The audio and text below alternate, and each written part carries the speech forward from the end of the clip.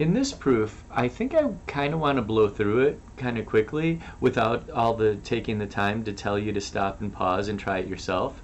But I want you to stop and pause and try it yourself before I go too far. So what I'd like you to do is hit play and then hit pause, so that like before I do the next step, hit pause and see if you can figure out what it's going to be yourself. Now, I'm going to admit something else to you. When I went to try to do this proof myself, I kind of went down a dead-end path, and I ended up not exactly where I wanted to be, and then I had to back out and go down another path. And instead of me just taking you down the only correct path, I'm going to let you revisit my wrong turn with me, just so you can see that, hey, anyone can do it. The point here is not to understand these things so that you do them from beginning to end correctly every time. The point is to understand them. Well, one major thing, when you're working on proofs or anything that is very complicated, I have one major rule, and I'd like you to write it down. It goes something like this. I call it do something. Okay? I would love for you guys to do something. Now, you might be saying, well, Weingarten, but where, but how? How would I have any idea? I don't know anything. I have no idea what to do. Well, let me give you a little hint where you might find something. During the week, there was an assignment schedule, and on the assignment schedule there was some links like this one on Wednesday, September 18, that said you can click on this quick reference guide and you can see a list of reasons and definitions, postulates and theorems. And folks, what I'd like you to do is I'd like you to get to know some of these, at least the ones that we're using most commonly in examples over the last couple of weeks. Okay, so if you're wondering, well, where do I begin? How can I do something? I don't know how to do anything. No. You do know some things, and you can use that quick reference guide to remind you yourself of what you already know. Just don't sit there and do nothing. Okay, now again, if you'd like to pause the video and try to get started on your own, I would love that. Otherwise, I'm going to get started and you guys can just follow along. So I'm going to do number one. I'm going to say segment AB is congruent to FG. And I'd love it if when you guys are writing this down, you're saying to yourself these words, you know, segment, congruent. Make sure you're using the terminology as you write it and read it. In this case, it's a big old G because it's given. Step number two, I'm going to go ahead and try something here. I have to admit to you, it was not entirely obvious to me where to go with this thing. And so all I can see is that line BF, by the way, that's line BF, not segment BF. It's got arrows on top on both ends. It bisects AC and DG. So this line right here bisects AC and DG. Man, oh man, if you could talk to yourself like this when you're looking at problems, you would really get to know this stuff much more quickly. Okay, anyways, I know that I'm trying to prove that segment BC is congruent to DF. Let's look and see where those are at. Here's BC and here's DF. Well, I have to admit, it looks kind of challenging.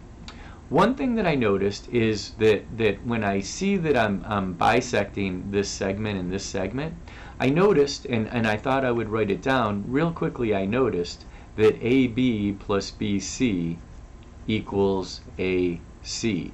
Now, I would say hold off on writing anything down. You're going to watch for a minute or so, and now if you want to hit pause and just write something on some scratch paper, I think that's a great idea. And certainly if you want to blow me away and go right to what you think is next, please do.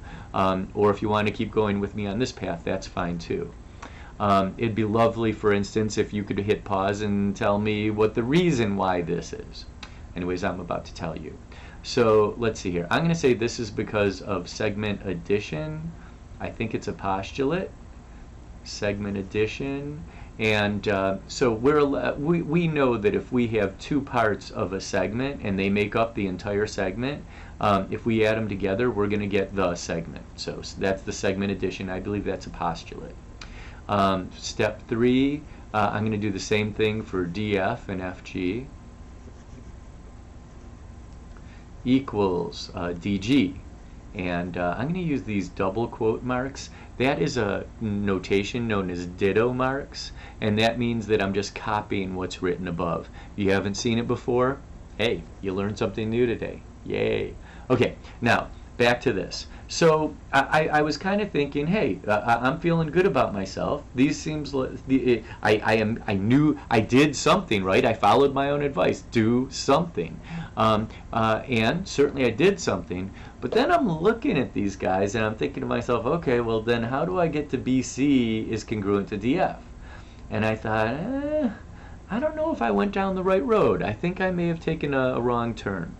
And then I thought to myself, well, maybe there's this other possibility.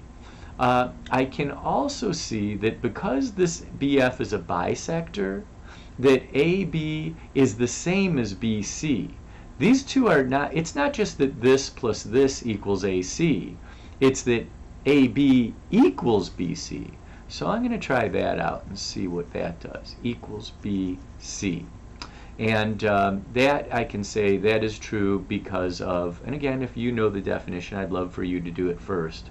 I'm going to say this is definition of a bisector.